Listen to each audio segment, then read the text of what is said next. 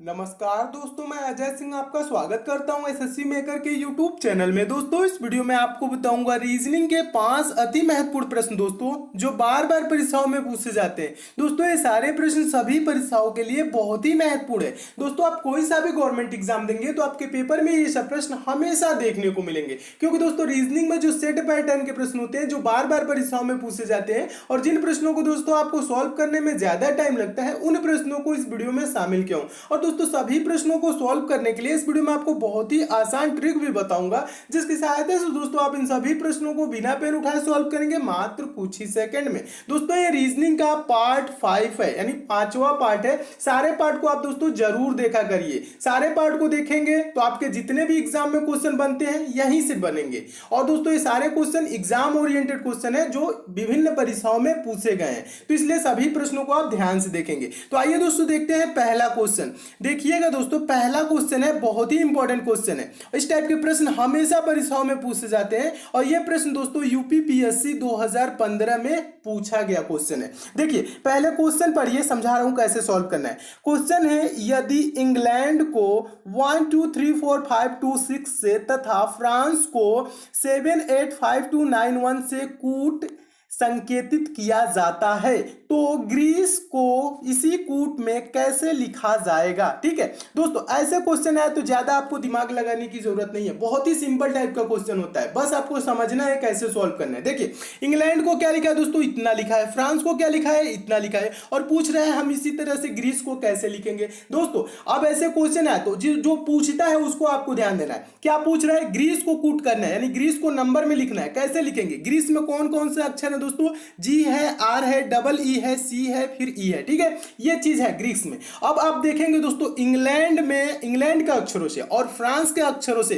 क्या Greece word बनाई जा सकती है कि नहीं। तो देखेंगे दोस्तों इंग्लैंड में यहां पे जी है। ठीक है, जी के लिए जो ये कोड किया है, यानी जी के लिए क्या लिखा है, जी के लिए यहां पे तीसरा है तो यहां पे 3 लिखा है। ठीक है, यानी जी के लिए क्या लिखा है दोस्तों, 3 लिखा है। अब देखिए ग्रीस में क्या है दोस्तों, आर है, तो इंग्लैंड में आर नहीं है लेकिन फ्रांस में आर है। ठीक है, उसके बाद क्या है, डबल ई है, तो देखेंगे इंग्लैंड में क्या है दोस्तों, ई है। इंग्लैंड में क्या है, देखिए ई आपको नजर आ रहा होगा और यहां पे डबल ई है, तो दोनों के लिए एक ही नंबर का यूज किया जाएगा। ठीक है, ई के लिए क्या है दोस्तों यूज किया है 1, तो 1 ही यूज किया जाएगा। ठीक है, उसके बाद क्या है, सी है, तो ग्रीस में सी, देखिए इंग्लैंड में सी नहीं है, ग्रीस में क्या है दोस्तों, सी है। तो फ्रांस में देखिए, फ्रांस में क्या है दोस्तों, सी है। उसके बाद क्या है, ई है, तो फ्रांस में भी ई है, इंग्लैंड में भी है। देखिए अब बहुत ही आसान हो गया, सिंपल प्रश्न। ये क्या हो गया, बहुत ही सिंपल हो गया। क्यों, क्योंकि दोस्तों जो ग्रीस में अक्षर है वो इंग्लैंड और फ्रांस को मिला के है। तो बस आपको करना क्या है दोस्तों, जो आपके लिए दोस्तों अक्षर के लिए अंक लिखा है इंग्लैंड और फ्रांस में,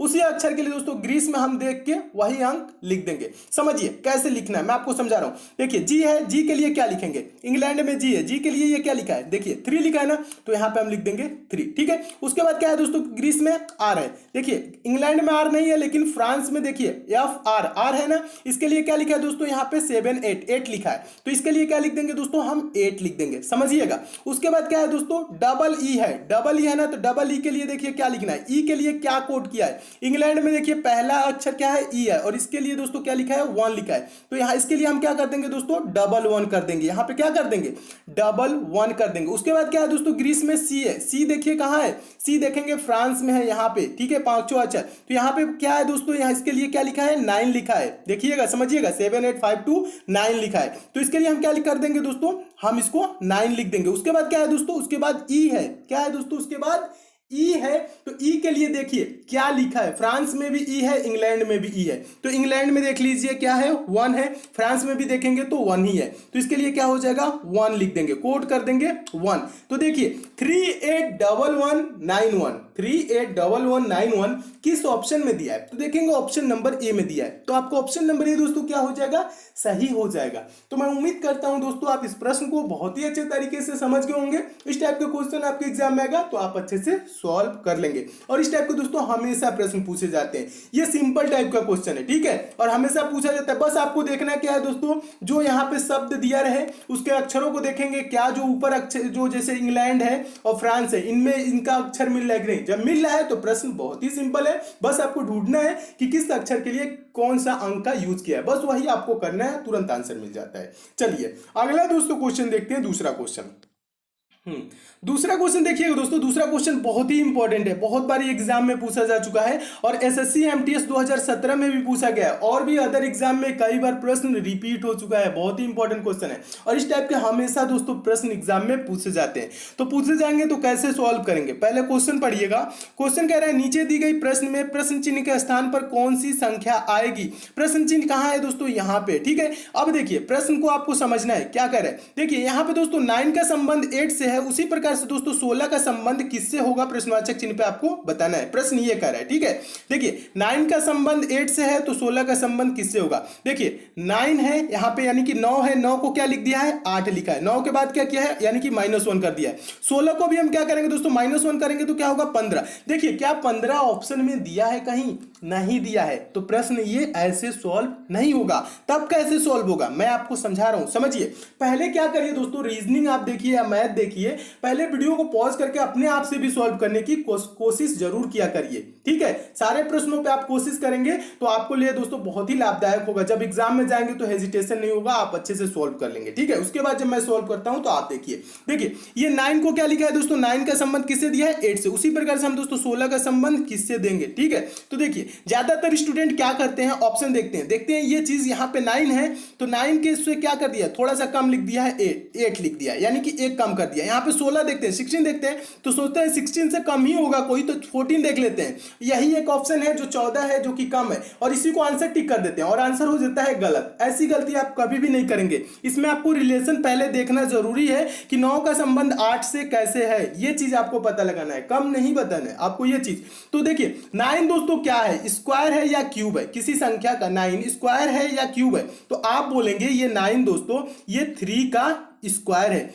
8 दोस्तों क्या है, आप बताइए 8 क्या है, स्क्वायर है या क्यूब है, तो आप बोलेंगे दोस्तों ये 2 का क्यूब है। यानी 2 का क्यूब का मतलब 2 गुने 2 गुने 2, यानी 3 बार, कितने बार 2, 2 गुने 2 गुने 2, ठीक है, 3 बार, तो क्या हो जाएगा 8 हो जाएगा। 3 का स्क्वायर क्या होता है, 3 गुने 3, यानी कि 3 3 का 9, ठीक है, ये चीज। तो यहां पे क्या किया दोस्तों, ये 9 का 9 जो है ना, 9 के बाद 8 किया, यानी कि 3 के बाद क्या किया दोस्तों 2 ले लिया है। देखिएगा 3 का स्क्वायर किया है, उसके बाद क्या किया है 2 का क्यूब कर दिया है। ये दोस्तों 16 क्या है, ये 16 दोस्तों क्या है, ये देखिएगा स्क्वायर बनाना इसको, ये क्या है दोस्तों, ये 4 का स्क्वायर है। तो आगे दोस्तों यहां पे क्या होगा, 4 से 1 कम कर लेंगे, जैसे 3 से 1 कम किए 2, उसका क्यूब कर दिए। इसी प्रकार से 4 से दोस्तों 1 कम करेंगे, क्या होगा 3, और 3 का क्या कर देंगे दोस्तों क्यूब कर देंगे। 3 का क्यूब का मतलब होता है 3 गुने 3 गुने 3, यानी कि 3 3 9 3 27। यहां पे क्या होगा दोस्तों 27 होगा, क्या होगा दोस्तों 27 होगा, यानी 27 होगा। और देखिए 27 किस ऑप्शन में,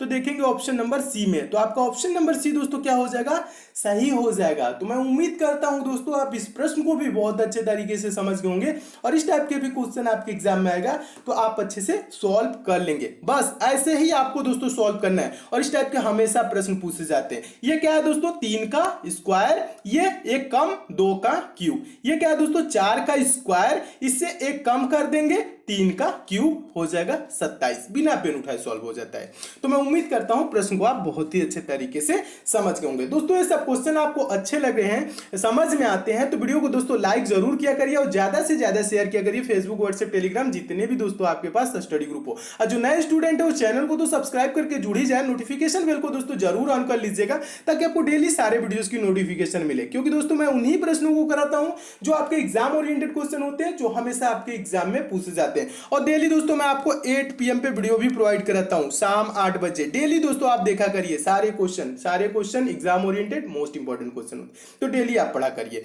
और वीडियो को लाइक शेयर और चैनल को सब्सक्राइब और नोटिफिकेशन बेल को ऑन जरूर करिए। चलिए अगला क्वेश्चन देखते हैं, तीसरा क्वेश्चन। देखिए तीसरा क्वेश्चन है, तीसरा क्वेश्चन भी बहुत ही इंपॉर्टेंट है। देखिए ये आरआरबी ग्रुप डी 2014 और 2018 में दोस्तों ये पूछा गया क्वेश्चन है, बहुत बार एग्जाम में और भी पूछा जा चुका है, ठीक है। देखिए ये प्रश्न क्या है, पहले प्रश्न पढ़िएगा। प्रश्न कह रहा है नीचे दी गई प्रश्न का सही वेन आरेख बताएं। वेन डायग्राम बनाना है, वेन डायग्राम किसका, पृथ्वी बृहस्पति सौर मंडल। दोस्तों आपको पहले भी बताया हूं, फिर से बता रहा हूं, वेन डायग्राम से रिलेटेड आपके एग्जाम में क्वेश्चन आएगा तो जो शब्द दिया रहता है जिसका वेन डायग्राम डायग्राम बनाना होता है। जैसे इसमें पृथ्वी दिया है, बृहस्पति दिया है, सौरमंडल, इन्हीं शब्दों पे दोस्तों आप विचार करेंगे कि इनका रिलेशन एक दूसरे से कैसा है, संबंध कैसा है, बस ये चीज पता लगा लेंगे दोस्तों तो आपका प्रश्न तुरंत सॉल्व हो जाएगा। तो मैं बता रहा हूं कैसे रिलेशन पता लगाया जाता है। देखिए पहले ये भी चीज आपको बता रहा हूं। देखिए क्या है, पृथ्वी है, बृहस्पति है, सौरमंडल है। तो अब यहां पे आपको ध्यान देना है, पृथ्वी क्या होता है दोस्तों, पृथ्वी एक ग्रह है, बृहस्पति क्या है, ग्रह है, सौरमंडल क्या है, सौरमंडल के अंतर्गत 8 ग्रह आते हैं और 8 ग्रहों में से दोस्तों पृथ्वी भी है और बृहस्पति भी है। ये चीज क्लियर है ना। तो इसको कैसे बताएंगे, कैसे आप इसको समझाएंगे, कैसे लिखेंगे, देखिए मैं आपको समझा रहा हूं। देखिए सौरमंडल क्या है, सबसे बड़ा है, इसी के अंतर्गत 8 ग्रह आते हैं, तो सौरमंडल ये हो जाएगा, इसके अंदर क्या हो जाएगा दोस्तों, ये पृथ्वी हो जाएगा, उसके बाद क्या होगा, ये बृहस्पति हो जाएगा। यानी इसका वेन डायग्राम कैसे बनेगा, ऐसे बनेगा। देखिए ऐसे किस ऑप्शन में आपको दिख रहा है, तो देखेंगे ऑप्शन नंबर सी में दिख रहा है, तो आपका ऑप्शन नंबर सी क्या हो जाएगा दोस्तों, सही हो जाएगा। तो मैं उम्मीद करता हूं दोस्तों आप इस प्रश्न को भी बहुत अच्छे तरीके से समझ गए होंगे और इस टाइप के भी क्वेश्चन आपके एग्जाम में आएगा तो आप अच्छे से सॉल्व कर लेंगे। दोस्तों लास्ट में आपसे एक मैं क्वेश्चन पूछूंगा जिसका आंसर आपको कमेंट करके बताना है, ठीक है। वो आपके होमवर्क के लिए क्वेश्चन है और इंपॉर्टेंट क्वेश्चन है, उसे आप दोस्तों जरूर कमेंट करके बताइएगा उसका सही आंसर क्या होगा। तो चलिए अगला क्वेश्चन देखते हैं, चौथा क्वेश्चन। देखिए चौथा क्वेश्चन कैलेंडर का क्वेश्चन है और आरआरबी एनटीपीसी 2016 में पूछा गया क्वेश्चन है, ठीक है। और इस टाइप के क्वेश्चन दोस्तों इस पे 3 टाइप के प्रश्न बनते हैं, ठीक है। तीनों टाइप के प्रश्न मैं समझा देता हूं और इस टाइप के कभी भी क्वेश्चन आएगा तो आप बिना पेन उठाए सॉल्व करेंगे, वो भी सेकंडों में। तो कैसे, प्रश्न पहले पढ़िए, प्रश्न समझिएगा। प्रश्न कह रहा है यदि वर्ष 2011 में क्रिसमस रविवार को मनाया गया तो वर्ष 2012 में क्रिसमस किस दिन मनाया गया। देखिए क्वेश्चन क्या कह रहे हैं, क्वेश्चन आपको थोड़ा सा समझना है। वर्ष 2011 में क्या क्रिसमस कब मनाया गया है दोस्तों, रविवार को। तो पूछ रहा है वर्ष 2012 में क्रिसमस किस दिन मनाया गया है, ये चीज पूछ रहा है। तो पहले तो दोस्तों आपको पता होना चाहिए क्रिसमस किस तारीख को मनाया जाता है प्रत्येक वर्ष।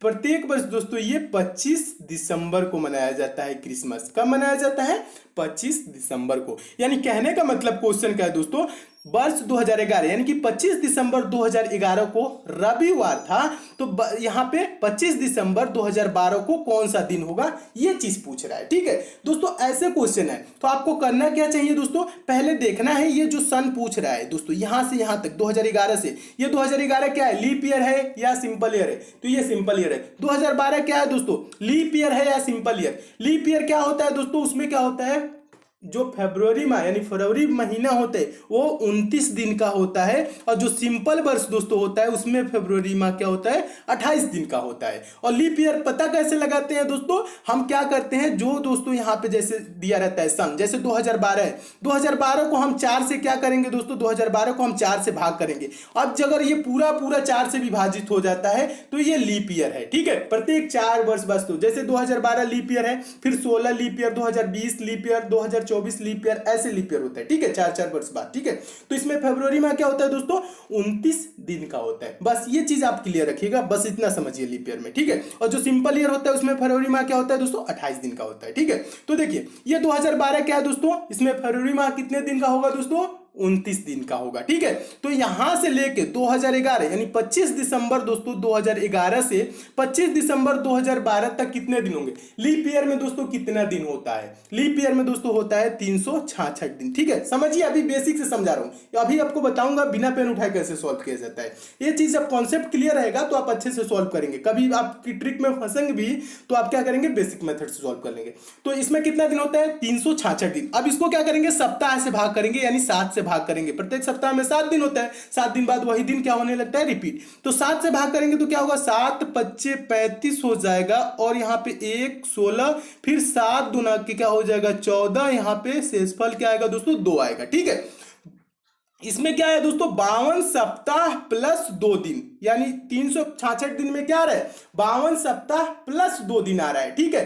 तो क्या करेंगे दोस्तों, यहां पूछ रहे हैं ना कि यानी क्रिसमस 2012 में किस दिन मनाया गया, यानी 25 दिसंबर 2012 को, ऐसे भी पूछ सकते हैं कौन सा दिन था। तो ये चीज आप क्या करेंगे, जो दिन दिया है दोस्तों 2011 में क्या दिया है, 2011 में क्रिसमस रविवार को मनाया गया। और यहाँ पे दोस्तों जो शेषफल आता है ना, यहाँ शेषफल क्या आया है, 2 आया है। इसी 2 को क्या करेंगे दोस्तों, रविवार में जोड़ देंगे। रविवार में एक दिन जोड़ेंगे क्या हो जाएगा, सोमवार सोमवार, दूसरा दिन जोड़ेंगे तो क्या होगा मंगलवार। तो 25 दिसंबर 2012 को कौन सा दिन होगा दोस्तों, मंगलवार। मंगलवार किस ऑप्शन में है, ऑप्शन नंबर बी में है। आपका ऑप्शन नंबर बी दोस्तों क्या हो जाएगा, सही हो जाएगा। तो ये रहा दोस्तों आपका बेसिक मेथड। अब देखिए इसको इतना नहीं करना है, ज्यादा कुछ नहीं। जब आपको पता हो गया दोस्तों, यहां पे आप समझिएगा, सिंपल मेथड बता रहा हूं। 2011 से 2012 तक 25 दिसंबर कितने दिन होंगे, 366 दिन होंगे। तो इसमें शेषफल क्या आएगा दोस्तों, 2 दिन आएगा। ठीक है, 2 दिन आएगा। अब आपको याद कर लेना है, शेषफल क्या होगा, 2 दिन आएगा। यानी लीप ईयर में कितना दिन शेष होगा, 2 दिन होगा। और 2 दिन को क्या करेंगे दोस्तों, रविवार में जोड़ देंगे। रविवार में 2 दिन जोड़ेंगे तो क्या हो जाएगा, मंगलवार। इसका राइट आंसर हो जाएगा। अगर जो दोस्तों क्वेश्चन यही रहता, यहां लीप ईयर ना रहता दोस्तों, ठीक है, यहां पे 10 और 11 रहता, तब कितना दिन जोड़ते, 365 दिन होता। तब शेषफल क्या आता दोस्तों, 1 होता। शेषफल क्या होता, 1 होता। तब हम इसमें 1 दिन जोड़ते। अब देखिए इस पे 2 अलग अलग टाइप के क्वेश्चन बनते हैं। जैसे पहला इसमें दोस्तों क्वेश्चन बन जाएगा, जैसे यहां क्रिसमस दिया है, यहां दे दे दोस्तों स्वतंत्रता दिवस। ठीक है, क्वेश्चन ऐसे भी आता है, और यहां पे भी स्वतंत्रता दिवस दे दे। ठीक है, समझिएगा, स्वतंत्रता दिवस दे दे ये चीज। तो स्वतंत्रता दिवस कब होता है दोस्तों, 15 अगस्त को होता है। ठीक है, कब होता है दोस्तों, 15 अगस्त को होता है स्वतंत्रता दिवस। तो इसमें भी कितने दिन हो जाएंगे दोस्तों, 366 दिन हो जाएंगे। समझिएगा, अच्छे से समझ लीजिए, एक बार समझ लेंगे तो लाइफ में कभी भी नहीं भूलेंगे। तो अब क्या हो जाएगा दोस्तों, इसमें भी 366 दिन हो जाएगा। तो पूछेगा दोस्तों, अगर जो वर्ष 2011 में स्वतंत्रता दिवस रविवार को मनाया गया, तो वर्ष 2012 में स्वतंत्रता दिवस किस दिन मनाया गया, तो भी क्या हो जाएगा, इसमें भी दोस्तों कितना दिन आ जाएगा, शेष 2 दिन आएगा। 7 से भाग करेंगे 366 को, शेष क्या आएगा, 2 दिन। तो मंगलवार इसका आंसर हो जाएगा। लेकिन अगर जो प्रश्न यही रहे दोस्तों, और यहां पे कह दे, समझिए और इंपॉर्टेंट क्वेश्चन हो रहा है, यहां पे कहते गणतंत्र दिवस वर्ष 2011 में रविवार को मनाया गया, तो गणतंत्र दिवस वर्ष 2012 में किस दिन मनाया गया, ये चीज पूछे। गणतंत्र दिवस, गणतंत्र दिवस मतलब क्या होता है दोस्तों, 26 जनवरी। ठीक है, ये चीज आपको याद होना चाहिए, इस चीज मालूम भी होना चाहिए। गणतंत्र दिवस किसे कहते हैं, स्वतंत्रता दिवस किसे कहते हैं। ठीक है, तो ये गणतंत्र दिवस बोल दे, तो यहां पे क्या होगा दोस्तों, अब बताइए, यहां पे जो 2012 है लीप ईयर तो है, लेकिन इसमें 366 दिन नहीं होगा। ये आप थोड़ा सा सोचिएगा, कैसे नहीं होगा मैं आपको समझा रहा हूं। देखिए यहां जनवरी की बात कर रहा है, 26 जनवरी तक आ रहा है, 2011 से आपको 2012 तक, जनवरी तक। इसमें क्या है दोस्तों, फरवरी माह होता है, वो 29 दिन का होता है। अभी तो हम फरवरी माह में, जो फरवरी माह है ना, उसमें तो हम एंट्री लिए भी नहीं है। जब एंट्री नहीं लिए हैं तो दिन कितना होगा दोस्तों, देखिए 26 जनवरी 2011 से 26 जनवरी 2012 तक कितना दिन होगा दोस्तों, 365 दिन होगा। तो इसमें शेष दिन क्या आएगा दोस्तों, शेषफल +1 आएगा, 1 आएगा। 1 आएगा तो क्या होगा दोस्तों, सोमवार होगा। इसका आंसर क्या होगा दोस्तों, अगर गणतंत्र दिवस का है तो इसमें 1 दिन शेष आएगा और आंसर होगा आपका सोमवार। इस बात को दोस्तों आप बहुत ही अच्छे तरीके से याद रखिएगा और समझ लीजिएगा। जब दोस्तों फरवरी माह से, यानी ऊपर जब दिन जाएगा, ठीक है, फरवरी माह से जब ऊपर जाएगा, मार्च अप्रैल मई जून जुलाई ये सब जाता है दोस्तों दिन, तब क्या होता है, तब हम 366 दिन लेंगे। और फरवरी माह से अगर जो नीचे है दोस्तों, तब हम 365 दिन ही रखेंगे और शेष फल दिन क्या आएगा दोस्तों, 1 आएगा, बस 1 दिन जोड़ देंगे। ठीक है, ये चीज क्लियर हो गया आपको। यहां पे दोस्तों, यहां पे पूछे गणतंत्र दिवस 26 जनवरी, तो यहां पे क्या हो जाएगा दोस्तों, 2012 में 26 जनवरी सोमवार हो जाएगा। क्रिसमस बोलेगा मंगलवार, 15 अगस्त बोलेगा 2 दिन शेष रहेगा, मंगलवार। अगर जो 1 दिन शेष रहता है, 365 दिन होता है, तब क्या करेंगे दोस्तों, उसमें आप 1 दिन जोड़ेंगे, सोमवार। तो इस टाइप के क्वेश्चन आएंगे दोस्तों। तो मैं उम्मीद करता हूं आप बहुत ही अच्छे तरीके से समझ के होंगे और बहुत ही अच्छे तरीके से आप सॉल्व भी कर लेंगे। चलिए अगला क्वेश्चन देखते हैं दोस्तों, 5वां क्वेश्चन। सारे क्वेश्चन मैं उम्मीद कर रहा हूं बहुत अच्छे से समझ रहे होंगे। ठीक है, अगर आप सारे वीडियो क्वेश्चन देखते हैं, सारे पार्ट देखते हैं, तो आप अच्छे से एग्जाम पास कर जाएंगे। अगर आप किसी एग्जाम की भी प्रिपरेशन करते हैं दोस्तों, आप वो भी कमेंट करके बताइएगा किस एग्जाम की आप वर्तमान में यानी प्रेजेंट टाइम में प्रिपरेशन कर रहे हैं। ठीक है, उससे भी रिलेटेड मैं ज्यादा से ज्यादा क्वेश्चन कराऊंगा। चलिए 5वां क्वेश्चन देखिएगा। 5वां क्वेश्चन है, दिए गए विकल्पों में से लुप्त संख्या ज्ञात कीजिए। लुप्त संख्या मतलब मिसिंग नंबर। कहाँ है दोस्तों, यहाँ पे देखिएगा, यहाँ पे ना। अब यहीं पे कौन सी संख्या होगी इसके लिए बताना है, तो कैसे बताएंगे, इसके लिए भी सिंपल तरीका मैं आपको बताया हूं। देखेंगे मिसिंग नंबर से रिलेटेड क्वेश्चन आएगा, तो आप देखेंगे बड़ी बड़ी संख्याएं इसमें दिख रही हैं क्या कहीं, तो यहां देखिए नीचे 29 है, यहाँ पे 110 है, यहाँ पे 245 है, यहाँ 29 है, 110 है और 245 है। ये चीजें दी गई ना, ये जो संख्याएं दी गई ये बड़ी संख्या है। जब बड़ी संख्याएं ऐसे दी तो प्रश्न को हम ऐसे सॉल्व करेंगे, ज्यादा आपको दिमाग नहीं लगाना है, ज्यादातर प्रश्न ऐसे ही सॉल्व होता है। क्या होता है, यानी 2 3 4 को ही कुछ करके दोस्तों यहाँ पे 29 लाया है, 8 9 10 को ही ये कुछ करके दोस्तों यहाँ पे क्या लाया है दोस्तों 245। तो इसी प्रकार 5 6 और प्रश्नवाचक चिन्ह पे कोई संख्या रख के हम 110 लाएंगे। तो देखिए कैसे सॉल्व करना है आपको बता रहा हूं। देखिए अब हम करेंगे, देखिए 2 3 4, ठीक है, ये क्या है दोस्तों 2 3 4। इसको आप क्या कर सकते हैं, 4 दूना के 8, 12 36 नहीं, 29 नहीं होगा,